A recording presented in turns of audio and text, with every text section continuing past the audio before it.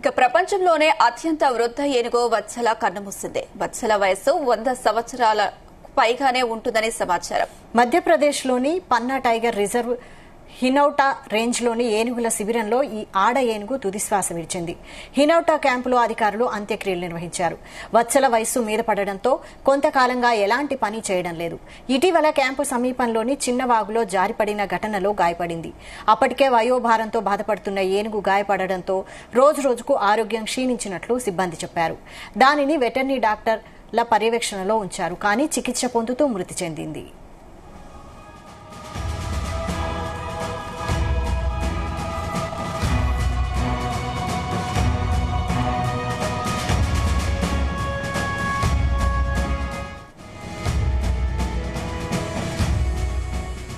ఇక 1971లో వత్సలలు కేరళలోని నిలాంబూర్ అడవుల నుంచి మధ్యప్రదేశ్లోని భోరి అభయ అరణ్యానికి తీసుకొచ్చారు. అప్పటికే ఏనుగు వయస్సు సుమారుగా 50 ఏళ్లు ఉంటుంది.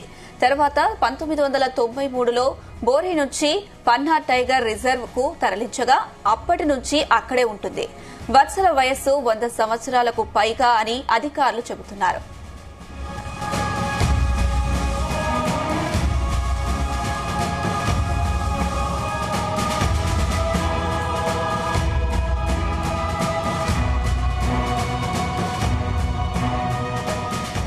ప్రపంచంలోనే ఇంత వయసు ఉన్న ఏనుగులు చాలా అరుదు.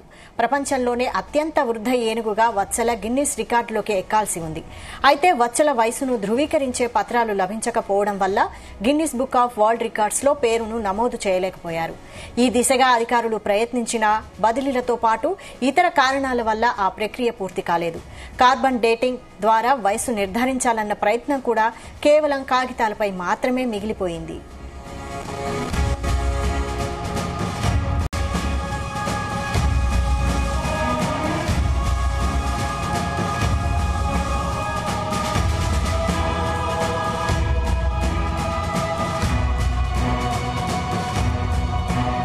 వత్సలకు పన్నా టైగర్ రిజర్వ్ లో బద్ద శత్రువు ఉన్నాడు.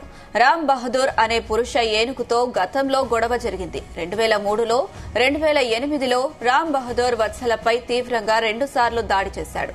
2003లో చేసిన దాడి వల్ల వత్సల కడుపు భాగానికి దాదాపు 200 కుట్లు పడ్డాయి.